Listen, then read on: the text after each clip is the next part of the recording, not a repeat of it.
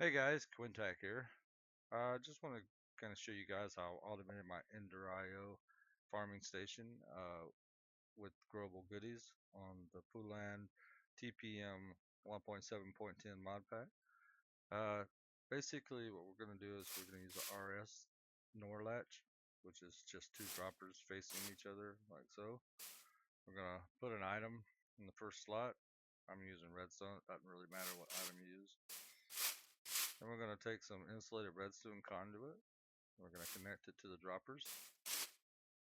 And then we're going to put a timer on this side.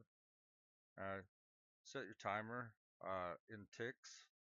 I've got mine set for 31 minutes, which is 37,200 ticks. You can adjust this as you need it, depending on what kind of farm enhancements you're using to make your things grow faster. Then we're going to have to rinse this conduit so that it connects. So basically this timer, whenever it gets down to 31 minutes, it's going to send the faults. It's going to be on the red side, which we're going to call the inactive side, because that's when the farming station is going to be off. Whenever it sends a signal to the inactive wire, it's going to send the signal to this dropper, which is going to basically move the redstone over into this side. This is going to be our active side, so we want it to be green because we don't want it to get a signal at the same time the other one does. Then we're going to take two vanilla redstone comparators.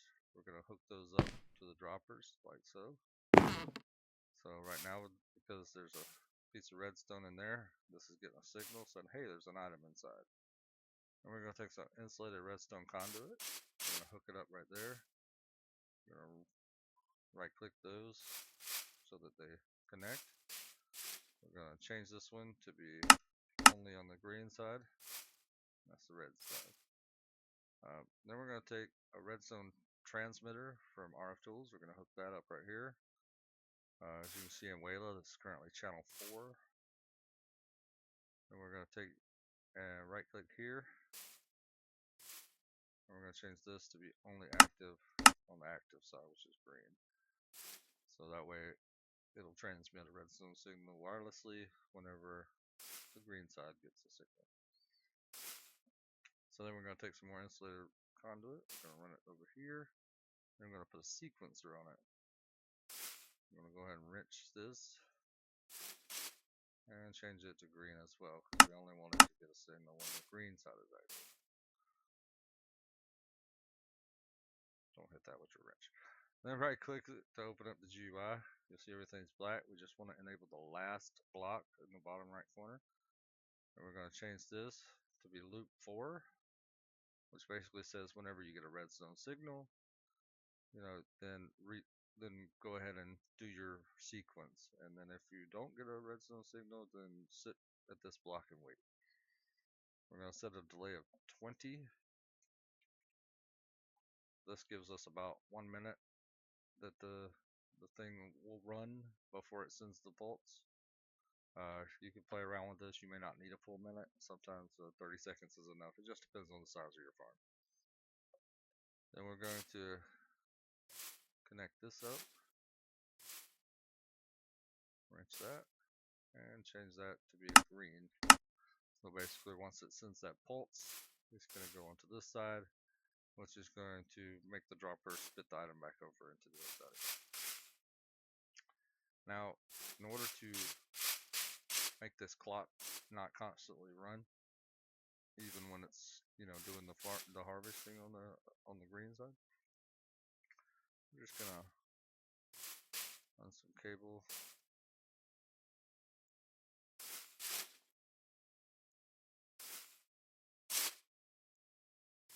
back around to this side until whenever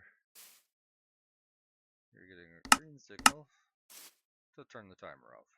That's basically what that does. Now, this right here is a working system. You can stop right here if you don't want it to be pretty. Now, what I like to do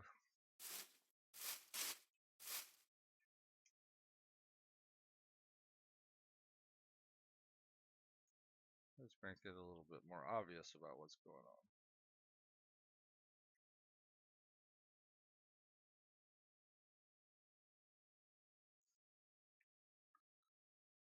using the actually edition lamps. And if you use actually edition lamps, you do have to use the lamp controller. These lamps are basically right-click lamps, unless you put the redstone controller on there, basically, and then that allows it to take a redstone signal. So we're going to connect the cables up to the controllers.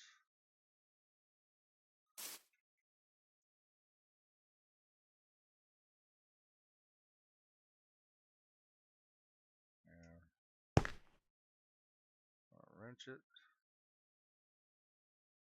Wrench it. So we're going to change this one to green. So now, whenever it's inactive, the red light will be on. Whenever it's running the active cycle, the green light will be on. Well, obviously we don't want to wait 30 minutes all the time for our farming station to harvest.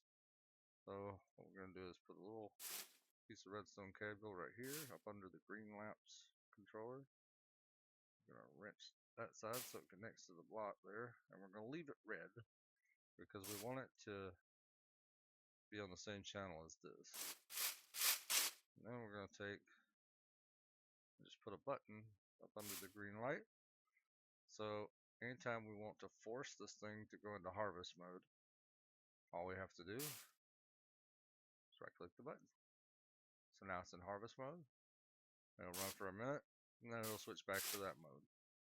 And because of the way we've got the timer set up, it'll reset the timer so it'll do 30 minutes from the time that we press the button.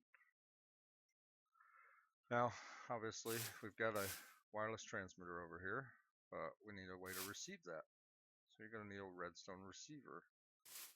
Now, in order to link these, you're going to have to right-click the transmitter with the receiver, and you'll see in chat there, it says channel set to 4. And then you take this over to wherever your farming station is going to be. You plop it down. You run some conduit off of it, like so. And then you can hook up anything that, like a farming station or anything that uses redstone. Just make sure you wrench those so that they connect. You can see it's green because that one's green. Now that that goes off, no power. Anyways, this has been just a little tutorial on how to set up basically a state cell using vanilla and RF tools. I hope you enjoy.